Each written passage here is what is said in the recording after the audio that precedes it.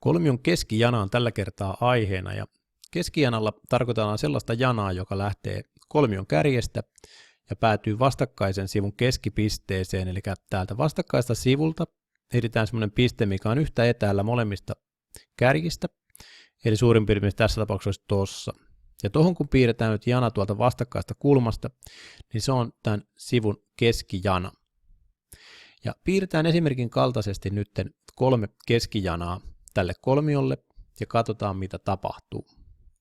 Eli aloitetaan sillä, että laitetaan tuonne janan tuonne kärkeen ja sen jälkeen katsotaan tarkasti täältä, mitataan, että tuosta pisteestä tohon pitää olla sama matka kuin tuosta tohon. Seuraavana laitetaan tuohon taas kärkeen ja piirretään tämmöinen keskijana. Eli katsotaan hyvin tarkasti, että pitää tulla sama etäisyys. Nyt suurin piirtein on tosta tohon sama kuin tosta tohon. Ja vielä tehdään tuolle kolmannelle kulmalle sama juttu. Eli laitetaan toi kärkeen tuonne toi janan pää. Ja sitten pistetään tarkasti tänne toisella sivulla, vastakkaisella sivulla, niin tosta tohon on sama matka kuin tosta tohon.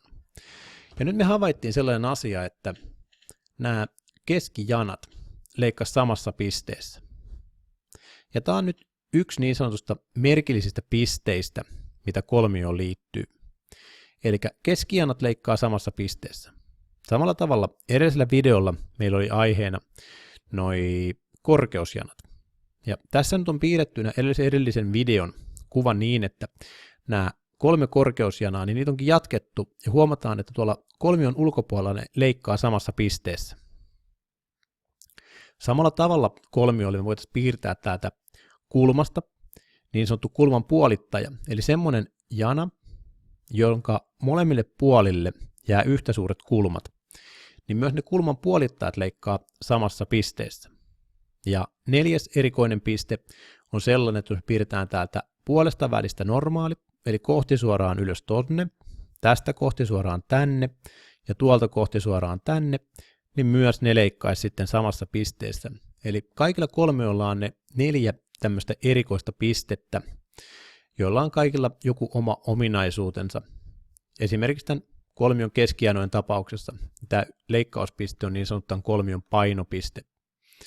Ja näitä erikoisia pisteitä nyt sitten voi piirrellä, kun oppii ensin piirtämään noita kolmion korkeusjanoja, keskijanoja, kulman puolittajia ja sitten vielä keskinormaaleja.